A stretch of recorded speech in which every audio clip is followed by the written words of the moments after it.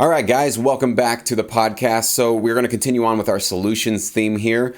And today there's kind of a really big topic that a lot of producers, I myself dealt with this many, many years ago when I first got started. I know a lot of you guys struggle with this, and that is this fear that you do not want to send your tracks to somebody yet, to a library, to a supervisor, or maybe even to get feedback from your fellow members in Sync Academy or even online, because you don't feel like it's perfect yet, right? You want to make sure that those tracks, those 10 tracks, those 12 tracks, you want them to be as perfect as possible. And so you feel like because they're not exactly there, you don't hit bounce yet, right? And how many of you guys have been in that situation where you've got something that sounds okay, sounds pretty good, and then you get stuck in the mixing process where you spend a day or two mixing it to the point where you've destroyed it, right? Now the track starts to kind of lose its form and its shape, and it's lost its impact. Maybe it's over compressed, or you just kind of lost the original vision, the original like musical vision that you had from the start, because you've now gotten lost in the weeds of going for perfection.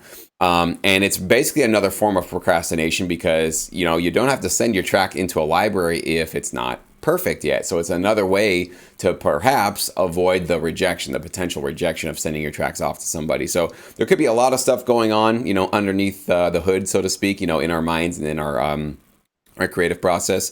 But certainly I want to just talk today about this like bad habit that a lot of us get into in terms of thinking that our music needs to be perfect before it gets out there. So the first thing I want to say is essentially that, perfection does not exist. There is no such thing as perfect on planet Earth, okay?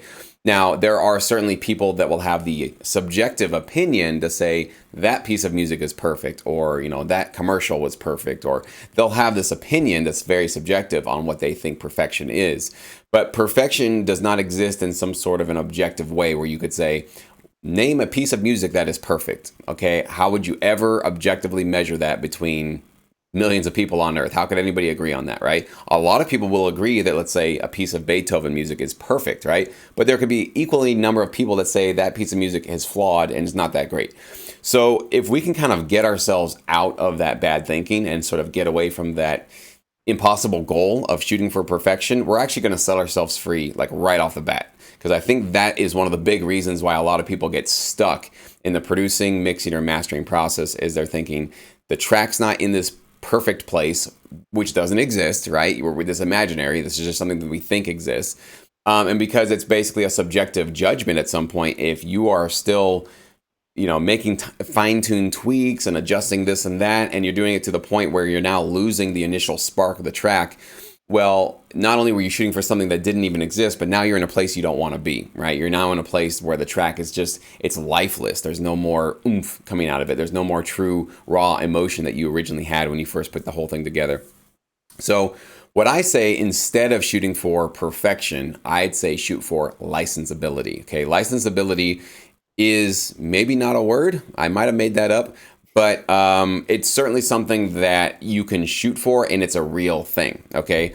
Now, obviously with music, there's always going to be a level of subjective tastes and preferences, and there's going to be certain libraries that say, we want this kind of music, and there's going to be other libraries that say, no, we want that. So that's still going to be always subjective, but even within that framework where everybody's going to want different things, have different preferences, you can still shoot for something that is licensable for the particular library or supervisor or whoever you're sending it to.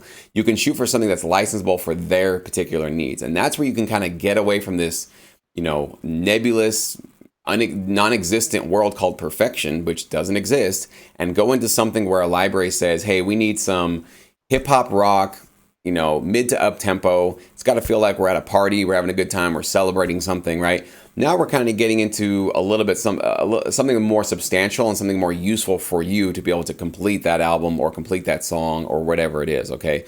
So if you can kind of, again, get out of perfection mode thinking that that's going to set you free. There is no such thing as perfection objectively, and instead think about it as a service, right? Can my music be useful and serviceable for the library that I want to submit to? So when it comes to licensability, how do you really determine that if you're basically submitting it to a library for the first time, right? Let's just assume you haven't gotten the brief, you don't know what exactly they want, you're kind of just taking a stab out there and hoping that this music is really going to be useful for that library and they're going to accept it. Well, the first thing, the most obvious thing that you should all be doing is doing your research, understanding the catalog of the library you want to submit to so that you understand if your music, first of all, could be a decent fit for them. But most importantly is you need to be using those tracks as your reference tracks, okay? So if you are doing hip hop rock and you want to submit it to this particular library, well, you better find some really high quality hip hop rock in their catalog. Find 1, 2, 3 tracks, whatever you feel. And you're not going to be able to download them 99% of the time. You're not going to be able to download them. And don't try to create an account and sneakily download them. Don't do that. Just keep that track up on a browser next to your DAW or in the background. And once in a while, reference that, right? Listen to how they structured their tracks. How did they start it? What do their verses sound like? How do they transition into that chorus? How long is their track? How loud is their track? What kind of quality of the instruments are they using there? That's basically getting you out of perfection, right? We're leaving the world of perfection that doesn't serve you at all, and we're getting into licensability, because that track that you're listening to has already been accepted, is useful for that library. So you already have taken care of like most of the guesswork in this business by just using a reference track from the particular library that you want to pitch to. So if you can stay in that licensability world by using a reference track from that library, then you're going to be much better off than whatever you were doing before, which was probably just procrastinating, getting lost, and not really finishing your tracks.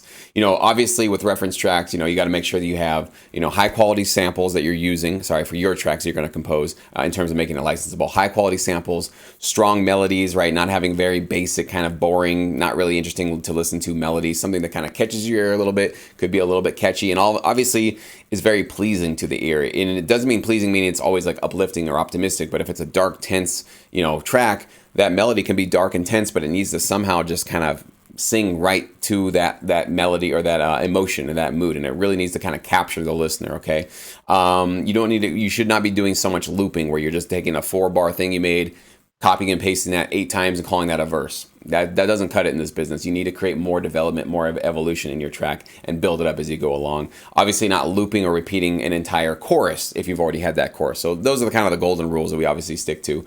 And obviously your mix and master needs to be up to par, sounding really good and on par with whatever you're pitching to. These are all the things that we talk about with Sync Academy and the tutorial. So all of you guys that are members there, you guys should be able to dive into those tutorials and learn that kind of stuff. But yeah, licensability is really the name of the game, and it's going to get you away from this perfection trap that a lot of us, myself included, have been victimized by in our careers. So with that being said, I'm going to start turning it over to Mike, and he's going to maybe talk to us a little bit about his career and some of those issues he's maybe dealt with in terms of struggling with thinking that your tracks need to be perfect before they get pitched on.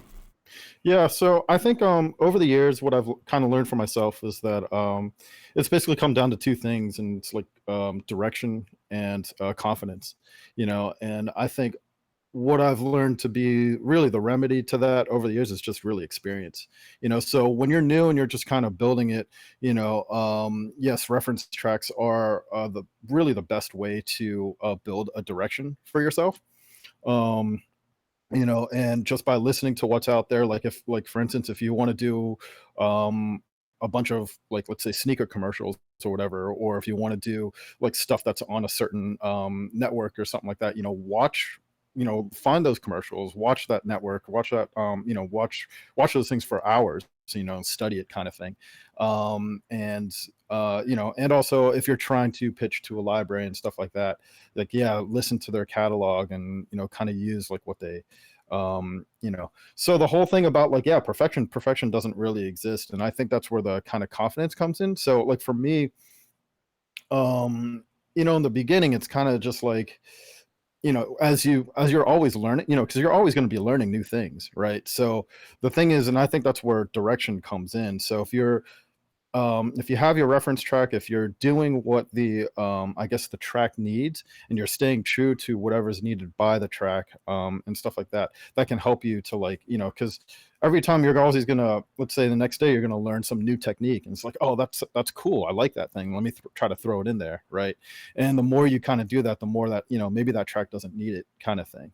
So you can totally get lost in that. And yes, and the confidence comes in thinking that, like, like, oh, well, this can always be better. And the truth is, yeah, it can, but like maybe not necessarily for that track. It's just that you just keep learning, so nowadays I always like to tell myself that, like, and also other people, that I think that the best track that I ever do is the next one, So it's never the one that I did. And plus the way that, I like to think of it that way too, because I feel like if I reach perfection at some point, if I work so hard to get that perfect track, it's perfect, right? Like I'm not going to repeat that. You know what I mean? So I kind of feel like once that happens, then my career's over. So I think it's more about learning, and of course the more experience I found that more experience that I've gotten, the more it's just been about like, okay, staying to the brief, if you have a brief, staying to the references, and really asking, is this track doing what it's supposed to be doing, and then am I doing what's right for the track? And then after that, however the track turns out, like your opinion is going to be different from the people judging it and people who need to use it. Some people will find usability in it, some people won't, but there's different purposes, and that's really not your concern at that point.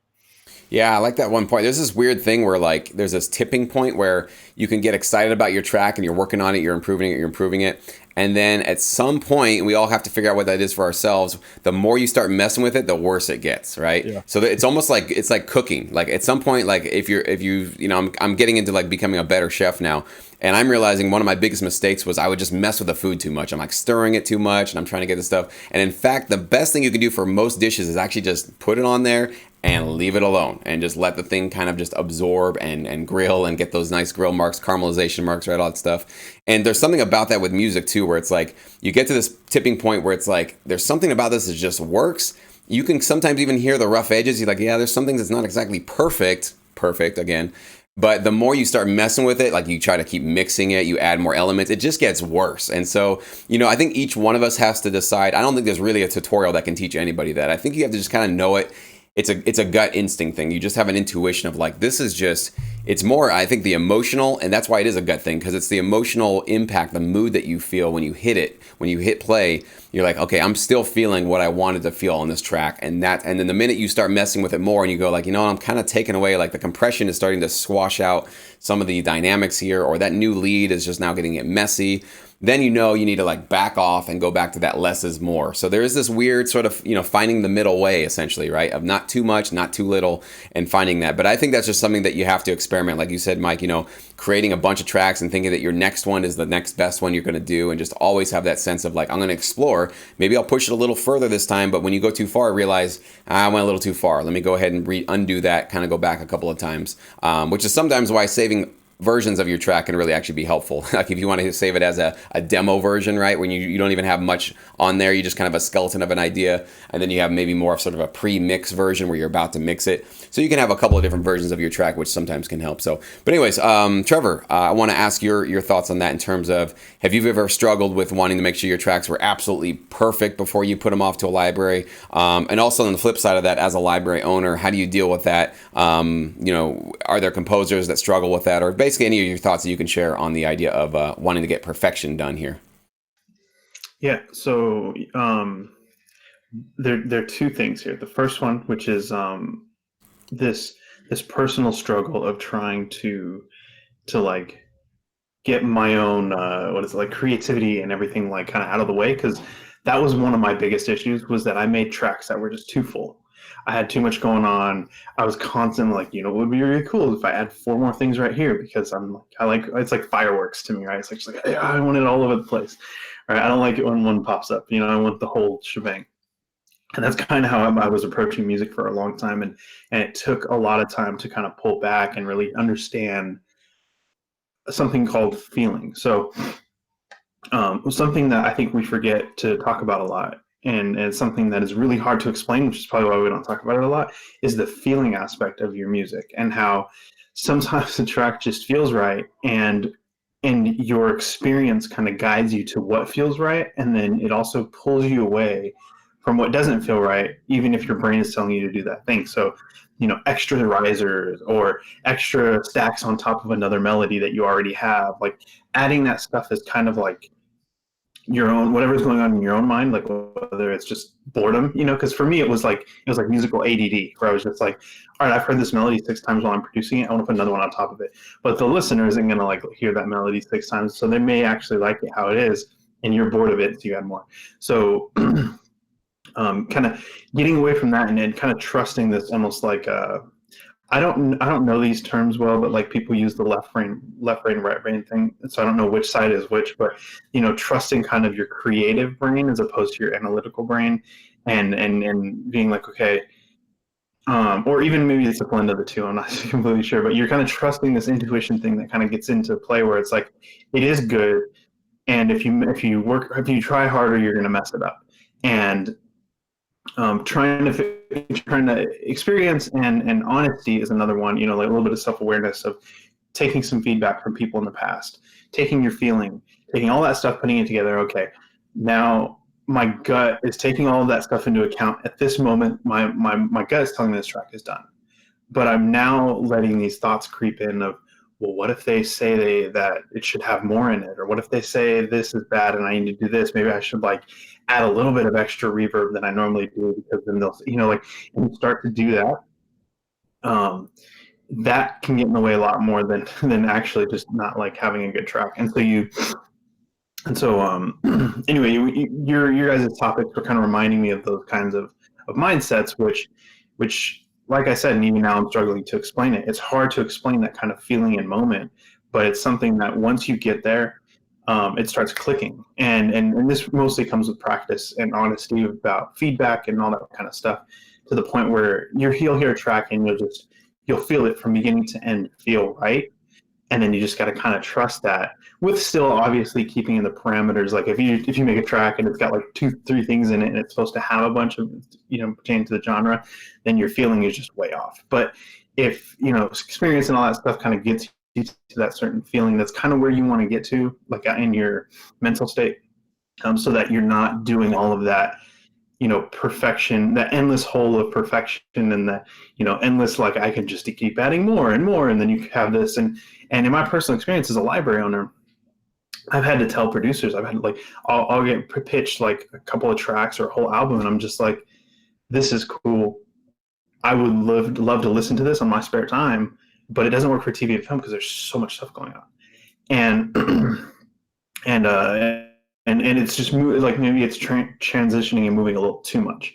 And I get what happened. I was there. I've been there, where you've got musical ADD and you're just like, this is cool, this is cool, this is cool. And then also, along with your musical ADD, you're taking a look at the genre itself and trying to include everything and anything that makes that music that genre.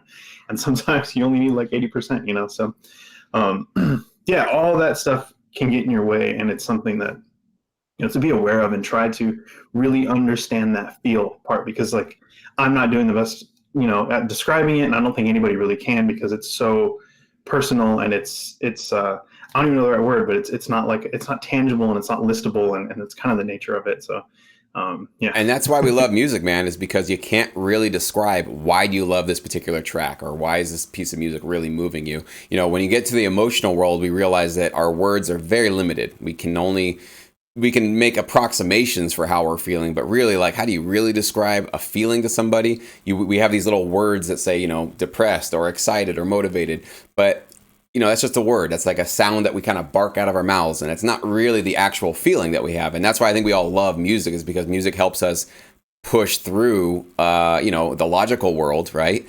And the physical world, the material world, and go into kind of a spiritual, emotional world where words just don't really do it. They don't really, but it's so refreshing, it's so enjoyable, and it's just a part of being a human being. And I think that's why everybody listening to this, and for sure you guys, fell in love with music in the first place. There's magic here. There's just something really cool that you just can't get from many other things in life. Music is just one of those things that can provide that. You touched on something really important there, Trevor, in terms of your, left brain, right brain, the creative versus the analytical. For sure, a part of that, I know that could feed into that perfection, kind of fear of, what if the library rejects this, right? Or what if they don't like this, or whatever? And so we might mistake that as thinking, well, it's not perfect yet, let's keep going. But actually what that could be is just fear of rejection or fear of success. It could be actually just a fear of the actual pitching process. And it's not necessarily that you don't think your tracks are ready to pitch, but now this external thought starts coming in, like you said, and that starts coloring how you think about the thing. But the other real tricky part, and especially for our industry, I think for touring artists or artists that are just going out there putting their music out to the public, they probably have a little bit of this, but not as much. But we really have a unique challenge, because we have to bring the goods in terms of our raw, energetic, emotional feeling. Like that has to be in the music. If your music doesn't have the emotion, it's just not going to get placed. It's going to have some very clear, raw emotion that's coming through it. At the same time, we're dealing with briefs. We're dealing with very specific recommendations from people. They're not just like, you know what, just create something for me.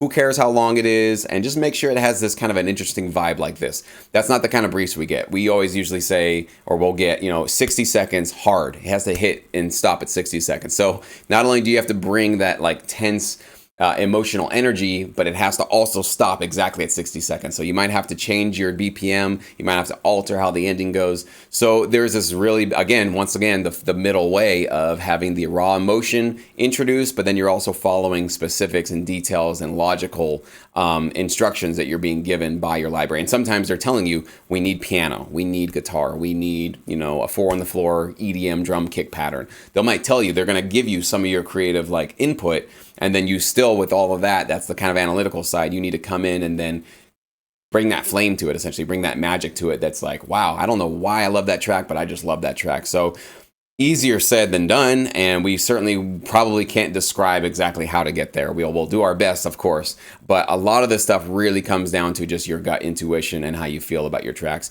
One next point that I do want to get started with is a spoiler alert for all of you, because I know the other side of this, worrying about your music being perfect can be the emotional attachment that we have to our music, right? Because especially if you're brand new, if you guys are brand new to licensing, watching this, you guys are going to deal with this a lot, okay? It's this idea of like, these are my first couple of tracks that I've made for licensing.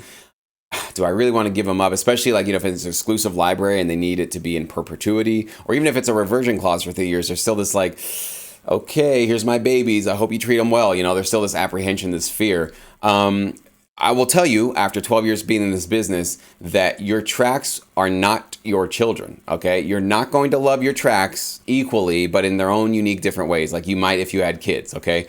That's not what your tracks are. There's going to be some tracks that you love, that you're really proud of, that you really want to show to your friends and family. There's going to be some tracks that you are okay with, that you feel like, you know what, I got the job done. Not my favorite track, but I'm glad that I got it done on time and it's exactly what the library needs.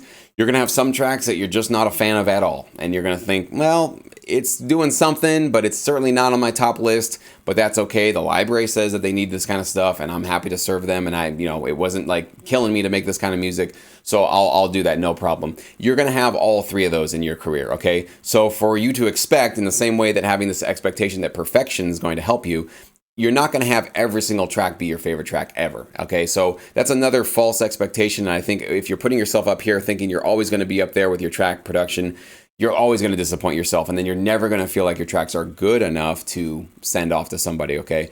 So just be aware of that there's going to be some you love, some you're okay with, and some you're just not a big fan of, okay?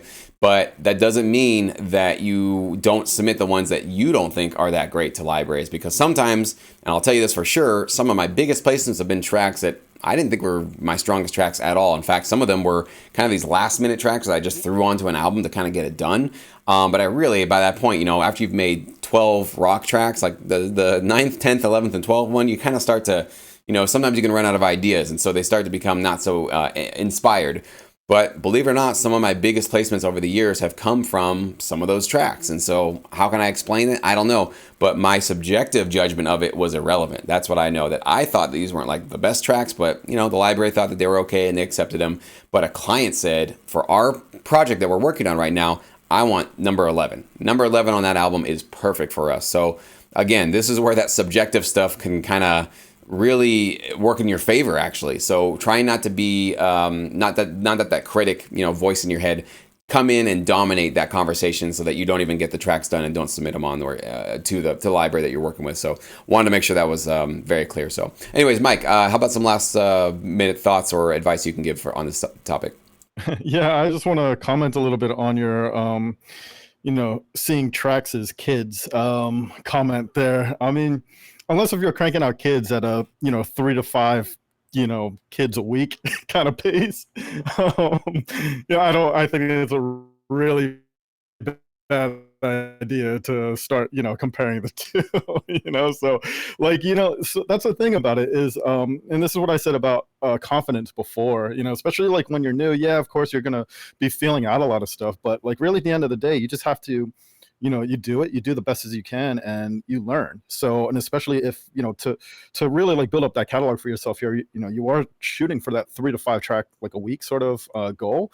But it's not just because like, hey, you want to have quantity to put out there. It's also a learning experience. It's like, we've talked about practice, we've talked about like all these kinds of analogies like in the past. And I think that, like all of that just goes into like, and even back to what I was saying before, like, so my next track is going to be like my best one, right? So you learn new things, you put it in there, you practice it, and then you do it. And then maybe next week, it's kind of just like, okay, just the more you do it, the more it's like, you just find that like, okay, well, really the goal is to get these tracks done.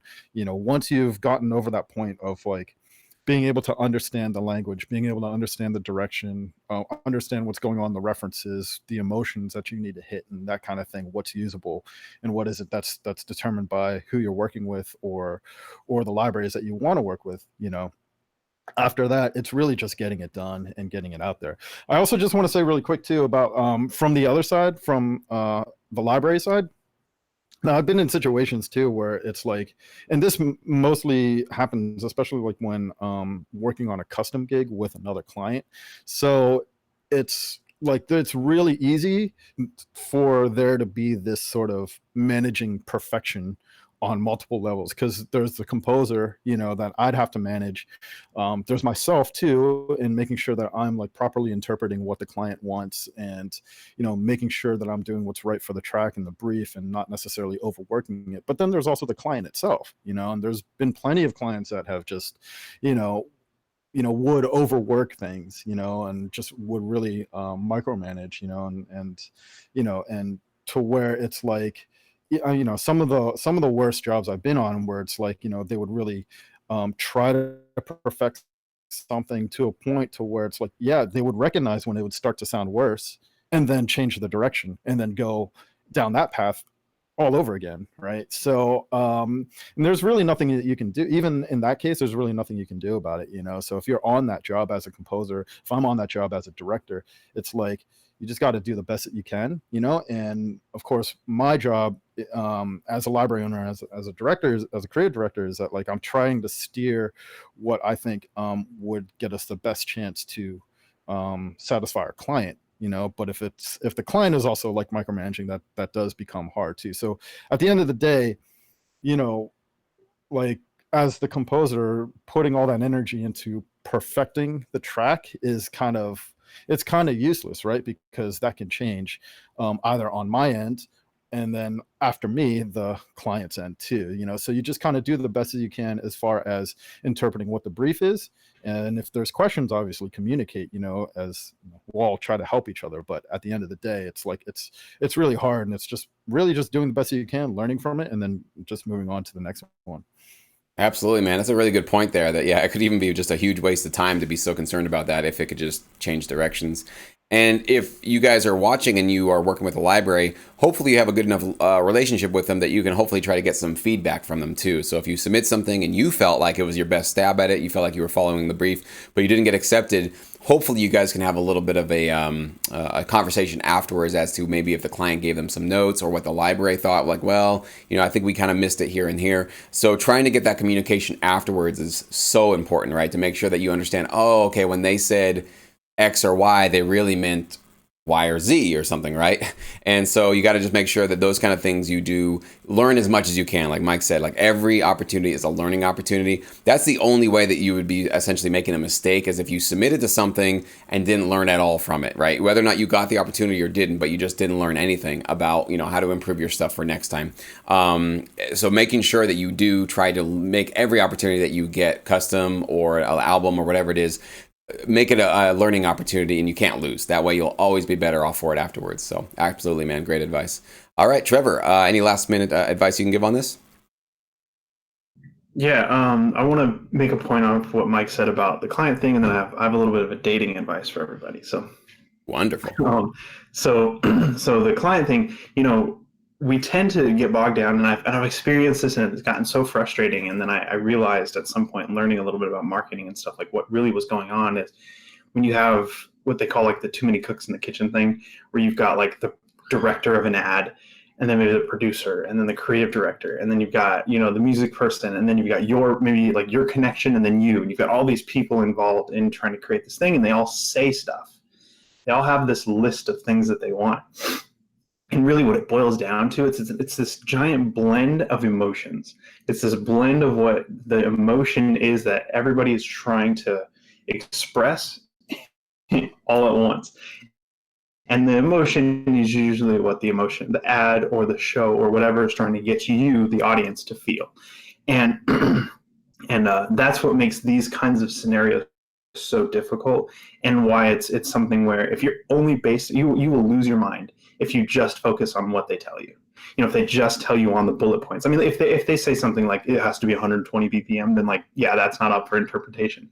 But if there's all this other stuff, you're really just trying to decipher other people's emotions and how they want other people's emotions to go. So the people making it, their emotions, what they're trying to make you, the viewer or whatever, the person watching the advertisement or the show, how they want to make them feel.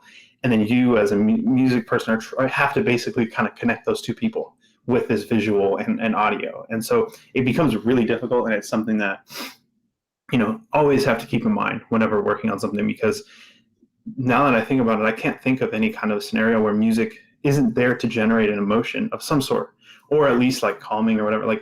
If it's in a TV show, I was just watching that 40 Day Fiance thing, and there's these moments where they bring in these pizzicato dramedy tracks, and they just so aggressively just make you feel like the scene is now goofy, and it's on purpose. And it's and same with advertising and everything. So the emotion part is something to just really try to understand and harness in that scenario, so that you can actually navigate it, or you'll lose your mind chasing after bullet point lists. Dating advice. All right, so let's pretend that your tracks are people you are dating, right? And I have been in. I've seen so many people. Are you saying that you date 3 to 5 people? No, that's actually the point. It's kind of bad. You can't focus on one. You're just well, I've got dubstep in one mind, and then I've got house in the other, and now I accidentally called dubstep house the other night, and now she's mad at me. Okay, seriously. Okay, so sometimes never mind. So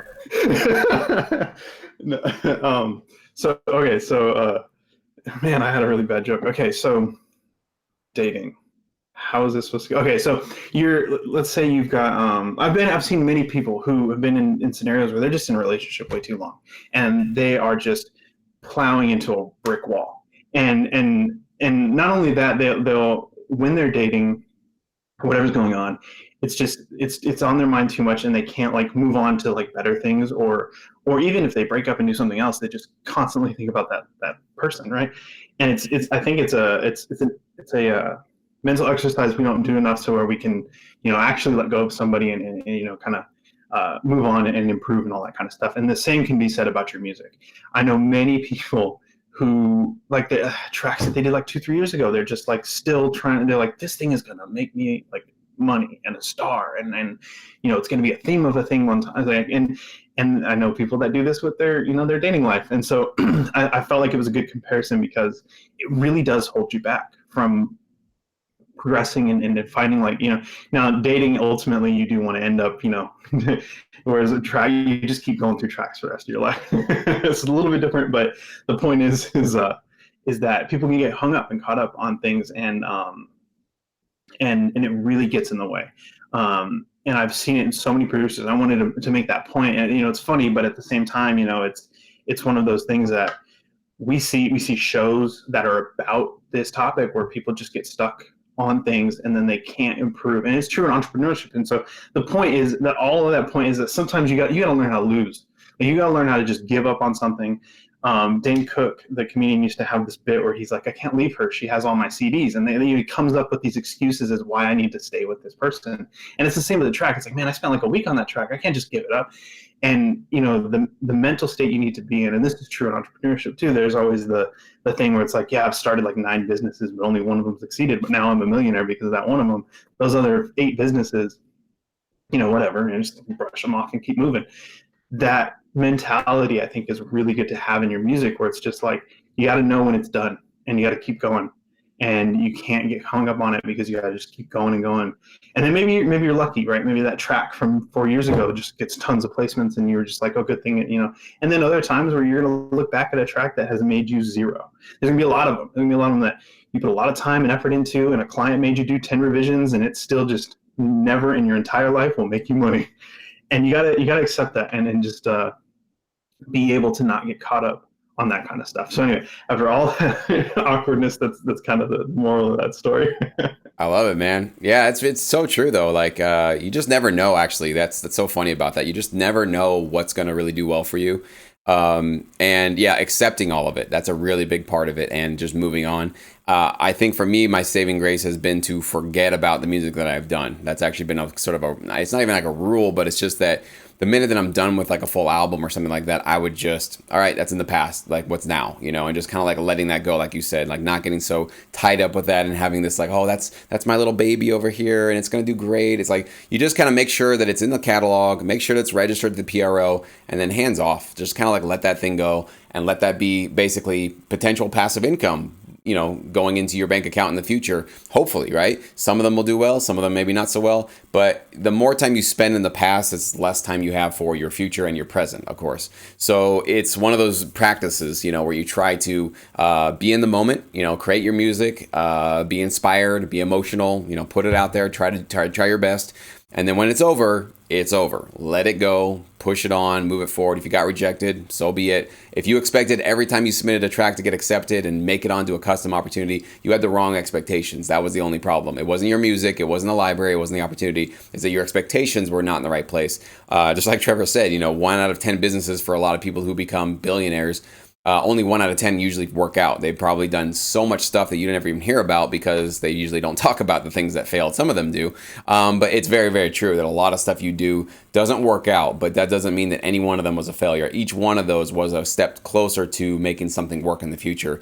And of course, in those 9 quote unquote mistakes or failures or whatever we want to call them, ones where you didn't quite get what you wanted, you picked up a lot of skills and knowledge and wisdom. And so you're going to take that with you for that one thing that really does well for you. And it's the same thing with licensing. You're going to create a whole bunch of tracks, and a lot of them are going to get rejected. You're not going to do well. But as long as you're learning a little bit every single time, you're now whittling your way closer and closer to a narrower path of success. And so all that stuff is really going to serve you in your future. So with that being said, you guys got some sync licensing advice. You got some dating advice, courtesy of Trevor. So you guys get way more than you pay for with this podcast, which has always been free. So thank you guys so much for listening. If you made it this far, please do leave a comment below on YouTube. I'd love to hear if we really sort of helped with this subject, and if you've been feeling this fear, worried that your tracks need to be perfect before you send them. If there's something we missed out, something more in addition that we could talk about in future episodes, please always leave those comments below. I love reading those to make sure that we are doing everything we can to help you guys in your careers. So thank you guys so much for watching. Thank you, Trevor and Mike, for being with me here, and we'll see you guys all next week.